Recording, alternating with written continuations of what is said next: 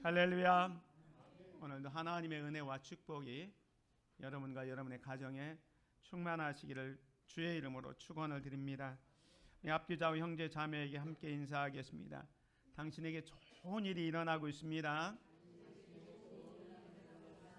회복을 넘어 부흥으로 갑시다. 광야에서도 하나님의 은혜는 흐릅니다. 우리가 7월 8월 광야에서도 하나님의 은혜는 흐릅니다. 출애굽기의 말씀을 통해서 함께 은혜를 나누고 있습니다. 1주차에는 부르심의 은혜를 통해서 실패와 도망자였던 그래서 미디안 광야에서 80년 동안 생활했던 이 모세를 하나님께서 부르시고 또 구원을 위한 준비시키는 장면을 살펴보았습니다. 두 번째는 구원의 은혜를 통해서 이스라엘 백성들이 그 10번째 재앙, 장자 재앙 때 아무런 공로가 없지만 어린 양의 피로 말미암아 구원을 시켜주셨던 구원의 은혜를 살펴보았습니다. 그리고 세 번째 주에는 인도의 은혜를 통해서 앞에는 홍해가, 뒤에는 애국 군대가 왔지만 하나님께서는 홍해를 마른 땅처럼 갈라주셔서 길을 내시는 인도하시는 은혜를 살펴보았습니다. 그리고 네 번째 주는 공급의 은혜, 이스라엘 백성들이 광야 생활을 한 지 한 달 만에 그 신광야에서 만나가 떨어졌을 때 하나님께서 매일처럼 만나를 내려주시는 그 공급의 은혜를 살펴보았습니다. 그리고 5주차는 말씀의 은혜를 통해서 그 시내산에 도착했을 때 하나님께서는 이제 이스라엘 백성들이 하나님의 거룩한 백성으로 어떻게 살아가야 될지를 알려주기 위해서 하나님의 말씀, 율법을 주셨음을 우리가 살펴보았습니다. 그리고 지난주에는 임재의 은혜를 통해서 하나님께서 이스라엘 백성들에게 성막을 만들라, 내가 거할 성막을 만들라 라고 말씀하시면서 하나님께서 주시는 것은 어떤 세상의 물질이나 축복보다 더 큰 것 마냥 하나님 자신이다. 하나님 자신이 이스라엘 백성들과 함께 거하면서 영원히 함께 하시겠다라고 임재의 은혜에 대해서 살펴보았습니다. 이처럼 하나님의 은혜는 광야에서도 빈틈없이 계속되었습니다. 하나님의 사랑은 완벽했습니다. 그런데 오늘 이 7주차에 이르면 출애굽기 전체를 통해서, 아니 구약 전체를 통해서 가장 충격적이고 비극적인 장면이 정면으로 맞닥뜨리는 장면이 나옵니다. 그것은 바로 오늘 본문 앞에 있는 출애굽기 32장에 나오는 금송아지 우상 숭배 사건입니다. 이 사건은 지금까지 부어주신 하나님의 은혜와 크기와는 전혀 대조하게 아주 참담한 모습이 벌어지고 있습니다. 지금 이스라엘 백성들이 시내산 앞에 모여 있습니다. 이 이스라엘 백성들은 누굽니까? 10번의 재앙을 다 경험하고 장자 재앙을 통해서 구원받고 그 다음에 홍해 앞에서 길을 건너고 날마다 먹여주시는 만나를 통해서 또 하나님께서 공급해 주시는 말씀을 통해서 하나님의 백성답게 살겠다고 다짐했던 자들입니다. 그리고 하나님께서 영원히 함께 하시겠다는 그 은혜까지 경험했던 자들입니다. 그런데 그들이 하나님의 말씀을 받고 나서 이제 모세가 하나님과 대면하기 위해서 그리고 그 하나님께서 주신 계명의 말씀을 받고 그 성막에 대한 구체적인 설계도를 받기 위해서 시내산에 올라가서 40일을 지나고 있었습니다. 그때 이스라엘 백성들은 지금까지 받았던 은혜를 다 쏟아버리고 자기들이 필요한 우상을 만들게 됩니다.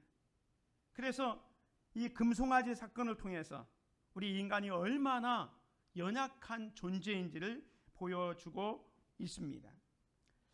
이들은 분명히 하나님의 은혜를 경험했고 기적을 경험했습니다. 그렇지만 그 은혜와 기적이 계속 저들의 삶을 지탱해 주는 것은 아니었습니다. 조금 힘들면 불평하고 원망했습니다. 우리 인간은 기적을 본다고 해서 저절로 거룩해지는 존재가 아닙니다.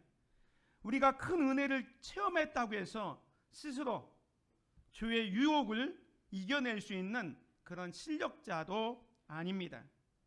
우리 자신을 살펴보시기를 바랍니다. 우리가 얼마나 쉽게 은혜를 잊어버립니까? 인생의 풍랑을 만날 때는 눈물을 흘리면서 주님밖에 없다고 매달리다가 상황이 조금 편해지고 또 내 뜻대로 상황이 풀리지 않을 때 우리는 기다림보다 하나님을 등지고 나갈 때가 있습니다. 눈에 보이지 않는 하나님 대신에 손에 잡히는 돈이나 권력이나 사람의 인정을 의지하고 살아갈 때가 많습니다. 오늘 이스라엘 백성들도 마찬가지입니다. 하나님의 엄청난 은혜, 사랑을 받고 지금 여기까지 왔는데 모세가 시내산에 올라가서 잠깐 늦게 내려온다고 저들이 그 은혜를 다 쏟아버리고 눈에 보이는 금송아지를 만들고 있는 것을 보게 됩니다. 여기서 우리 인간은 하나님의 은혜를 받고도 실패할 수 있다라는 것을 깨닫게 됩니다. 이 이스라엘 백성들이 이렇게 타락하게 된 출발점이 어디입니까? 바로 기다림의 실패였습니다. 출애굽기 32장 1절에 보면 백성이 모세가 산에서 내려옴이 더딤을 보고 모여 백성이 아론에게 이르되 말하되 일어나라 우리를 위하여 우리를 인도할 신을 만들라. 이 모세 곧 우리를 애굽 땅에서 인도하여 낸 사람은 어찌 되었는지 알지 못함이니라. 지금 모세가 하나님의 부르심을 받아서 십계명의 돌판과 성막의 설계도를 받기 위해서 시내산으로 올라가 있습니다. 하루 이틀 일주일 한 달 40일이 지나도 산 위에서 아무런 기척이 없습니다. 그래서 산 아래에 남겨진 이스라엘 백성들이 불안하기 시작합니다. 그래서 그 불안에 그게 도달해서 아론을 압박하죠. 백성이 아론에게 이르되 말하되 일어나라 우리를 위하여 우리를 인도할 신을 만들라라고 얘기합니다. 이 백성들이 하나님의 말씀을 받을 때 40일 전에 모세가 와서 십계명을 전하면서 이야기합니다. 우상을 만들지 말고 섬기지 말라 했을 때 그들이 한결같이 이렇게 고백을 했습니다. 모세가 와서 여호와의 모든 말씀과 그의 모든 율례를 백성에게 전하며 그들이 한 소리로 응답하여 여호와께서 말씀하신 모든 것을 우리가 준행하리이다. 피의 언약을 맺은 지 정말로 불과 40일이 되지 않았습니다.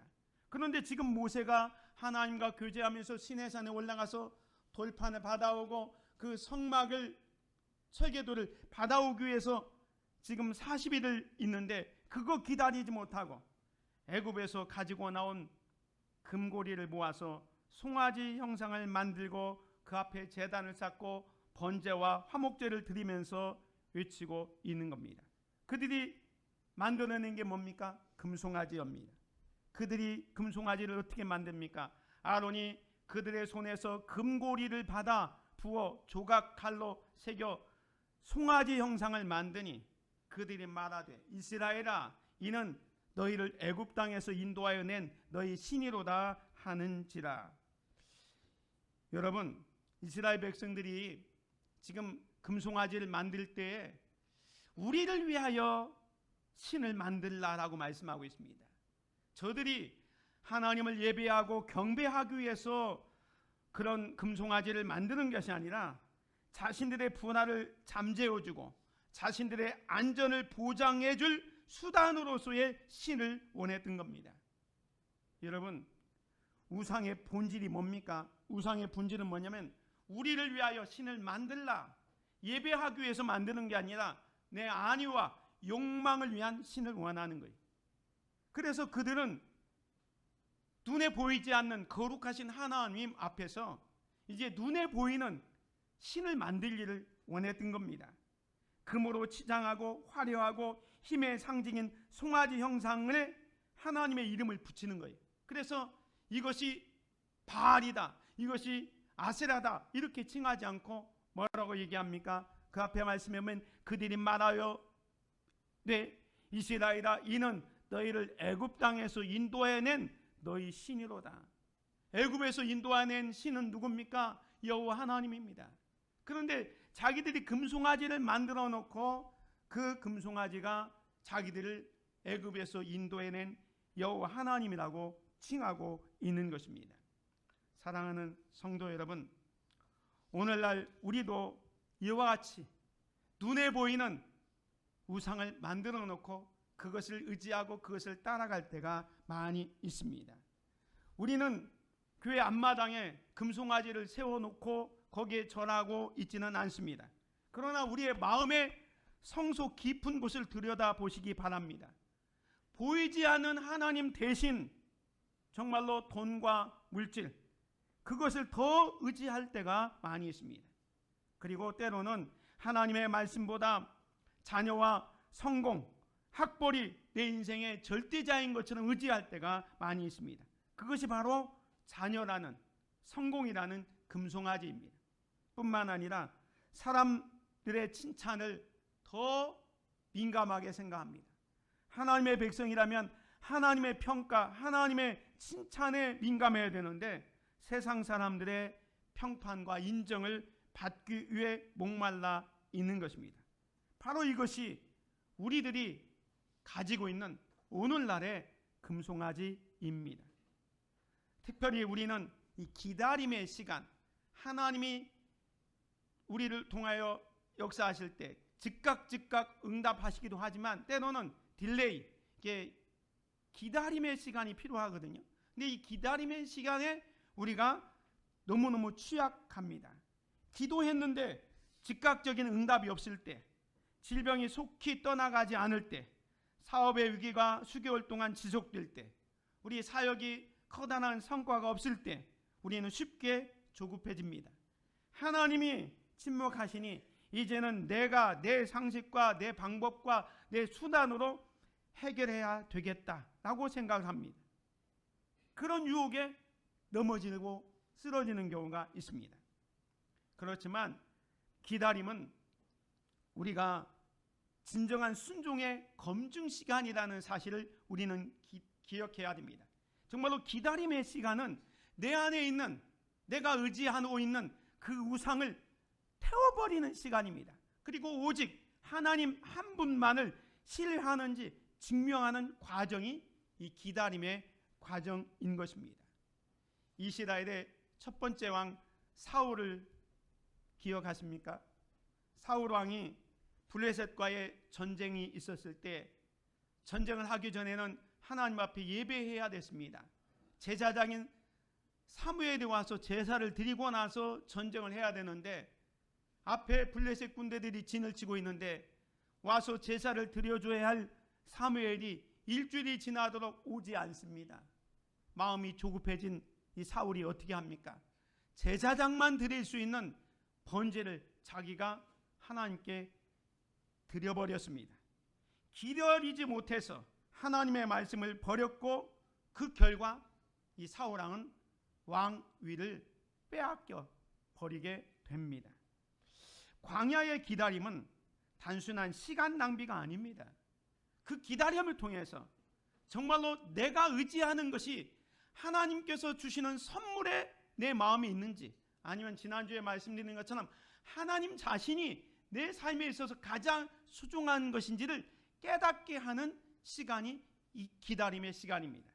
그런데 이스라엘 백성들은 이 기다리는 시간을 제대로 기다리지 못하고 그 믿음의 용광로 속에서 뭐가 나옵니까?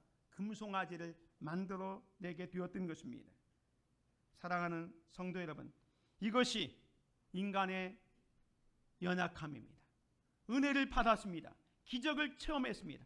그럼에도 불구하고 이스라엘 백성들이 조급해서 금송아지를 만드는 그런 연약한 자리에 떨어지게 되었습니다. 이런 인간의 실패 앞에는 중보자가 필요합니다.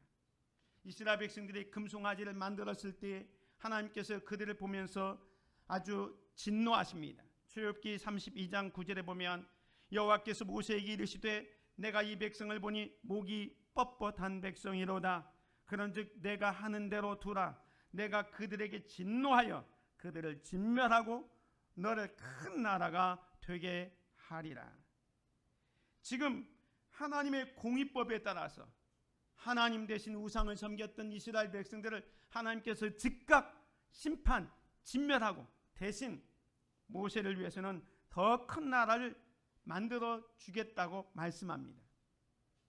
이때 모세가 그래, 저 배역하고 타락한 이스라엘 백성들은 버리고 이제 하나님께서 나를 위해서 큰 나라를 세워주시겠지, 하나님 그렇게 해 주옵소서라고 기도하지 않고 모세는 이 타락한 하나님을 떠났던 이 백성들을 끌어안고 하나님 앞에 나아가 중보의 기도를 합니다.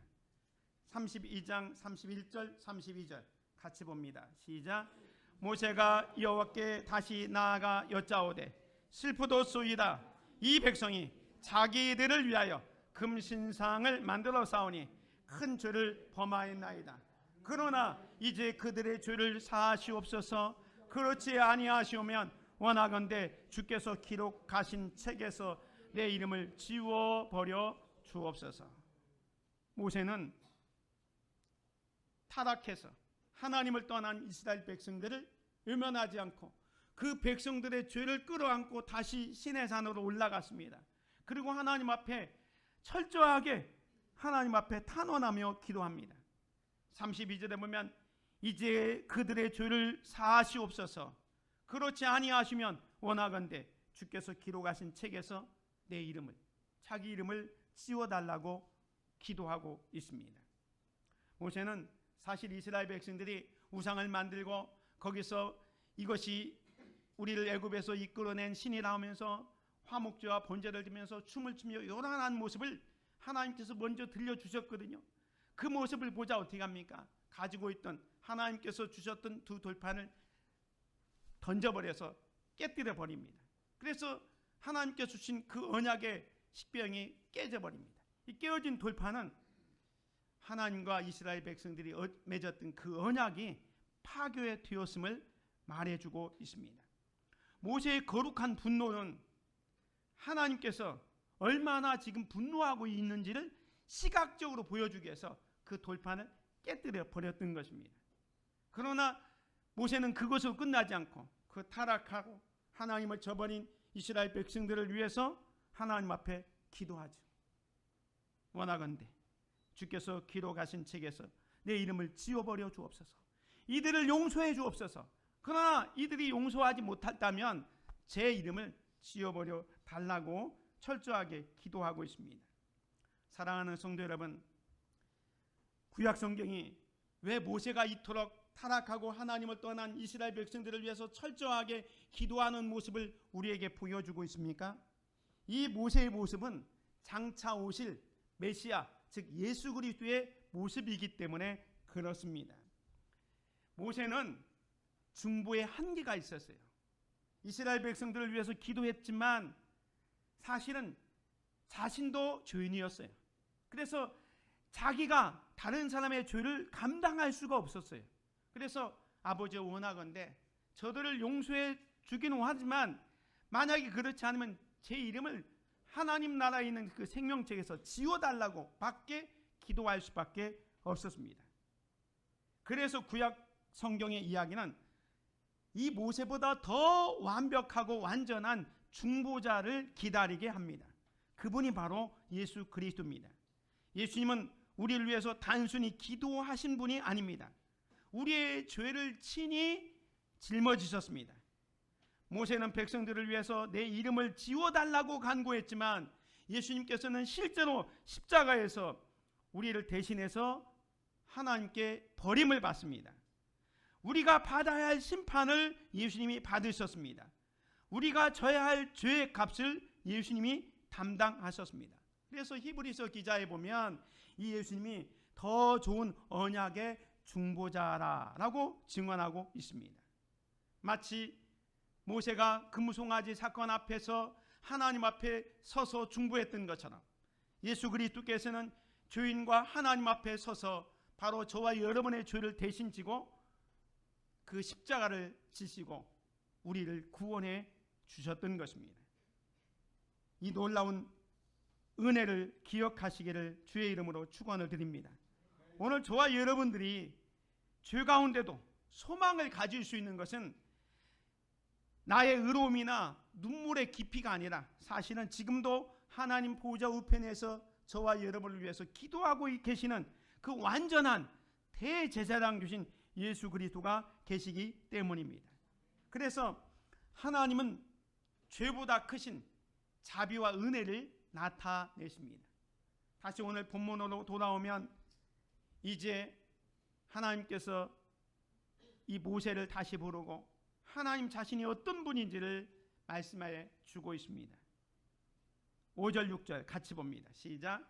여호와께서 구름 가운데 강림하사 그와 함께 거기 서서 여호와의 이름을 선포하실 때 여호와께서 그의 앞으로 지나시며 선포하시되 여호와라 여호와라 자비롭고 은혜롭고 노하기를 더디하고 인자와 진실이 많은 하나님이라. 사랑하는 성도 여러분, 이 34장은 언제 주어진 겁니까? 이스라엘 백성들이 말씀대로 순종하고 하나님에게 칭찬되는 그런 상황이 아니잖아요. 금송아지 사건을 만들고 하나님을 배역한 그 사건 직후에 있었던 말입니다. 근데 하나님께서 이 이스라엘 백성들에게 주신 말씀이 뭡니까? 여호와라 여호와라. 이 여호와라는 것은 스스로 계신 분이잖아요. 하나님께서는 스스로 계시면서 언약에 신실하신 주권자임을 두 번이나 반복하면서 여호와라 여호와라 자비롭고 은혜롭고 노하기를 더디하고 인자와 진실이 많은 하나님이라 하면서 자신을 그 성품을 선포하고 있습니다. 이 자비와 은혜는 무엇을 말합니까? 자격 없는 자에게 주어지는 정말로 조건 없이 베푸시는 동정심과 사랑을 말합니다. 노하기를 더디하는 거예요. 하나님께서 심판을 당장 베푸는 게 아니라 돌아올 때까지 참으시고 진노를 머물고 있는 그런 상태입니다. 그리고 인자와 진실은 하나님의 약속, 한번 한 약속은 영원히 지키신다는 것을 말씀해 주는 하나님의 신실하신 그 사랑, 헤세드를 의미합니다. 이스라엘 백성들은 분명히 하나님을 배반했지만 하나님은 말씀합니다. 나는 자비로운 하나님이다. 이스라엘 백성들은 하나님의 말씀을 거역했습니다. 그러나 하나님께서는 말씀합니다. 나는 노하기를 더디한다. 이스라엘 백성들은 하나님을 떠났지만 하나님께서는 계속해서 나는 너를 붙들고 있다라고 말씀하고 있습니다. 그렇다고 해서 이스라엘 백성들이 지은 죄를 그냥 완전히 아무것도 없는 것처럼 지나가는 것은 아닙니다. 7절 말씀해 보면 같이 봅니다. 인자를 천대까지 베풀며 악과 과실과 죄를 용서하리라. 그러나 벌을 면제하지는 아니하고 아버지의 악행을 자손 3세대까지 보응하리라. 하나님의 인자 사랑은 천대까지 이릅니다.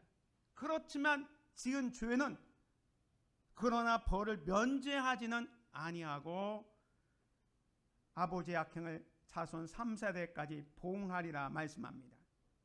심판을 압도하는 하나님의 은혜의 스케일을 보게 됩니다. 심판은요 3, 4대 짧습니다. 근데 하나님의 은혜, 인자는 천대에 이르겠다라고 말씀합니다. 하나님의 징계는 엄중하지만 그분의 자비와 인자는 비교할 수 없을 만큼 무한함을 말씀하고 있습니다.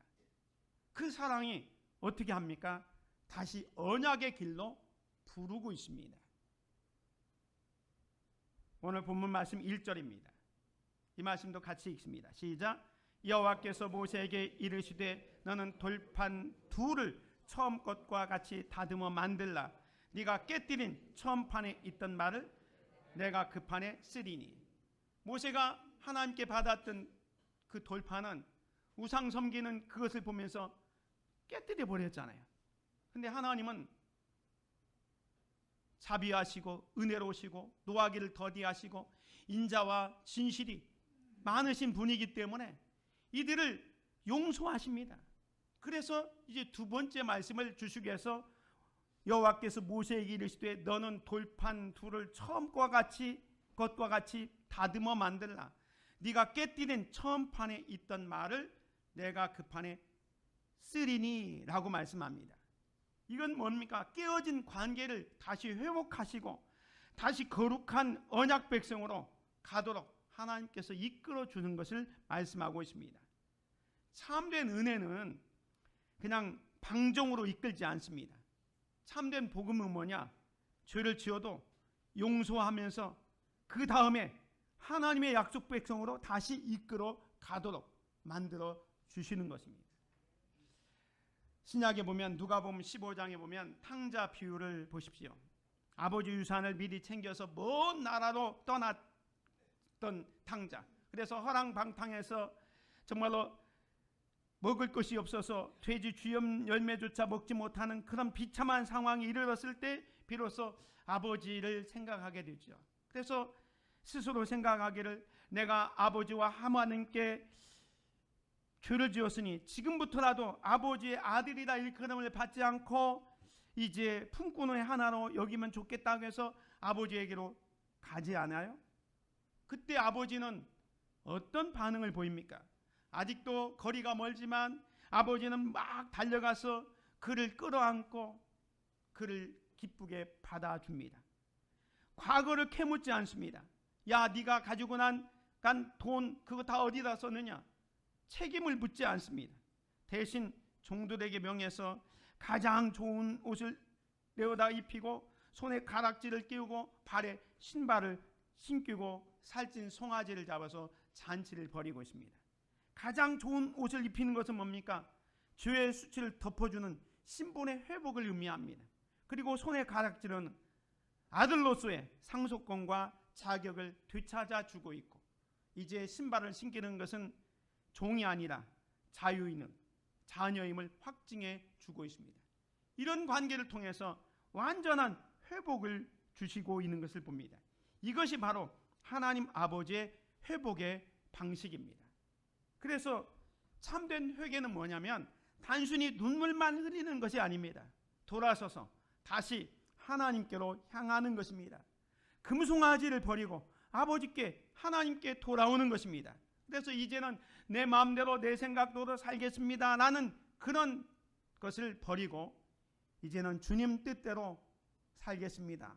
응답하는 것이 참된 회개입니다. 삶의 중심에 주님을 모시고 감사함으로 살아가는 것, 이것이 참된 회개입니다. 오늘 저와 여러분들이 이런 하나님의 은혜를 받았음을 기억하시기를 주의 이름으로 축원을 드립니다. 이런 회복의 은혜를 입은 자는 그러면 앞으로 어떻게 살아야 할까요? 은혜를 경험한 사람의 방법은 세 가지입니다.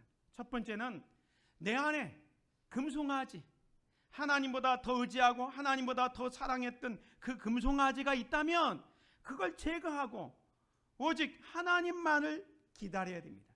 조급함 때문에 세상을 의지하고 세상을 바라보지 말고 내 안에 있는 금송아지 제거하는 저와 여러분이 되시기를 주의 이름으로 축원을 드립니다. 이스라엘 백성들은 이 금송아지를 어떻게 합니까? 나중에 모세가 다 가루로 만들어 가지고 그걸 이스라엘 백성들이 다 마시게 합니다. 금송아지를 다 가루로 만들었어요. 그리고 금송아지를 만드는데 앞장섰던 사람들, 레위 사람들을 시켜서 그 3,000명이 죽습니다. 전염병으로 고통을 당하게 합니다. 죄에 대해서는 하나님께서 분명히 갚으시는 거예요.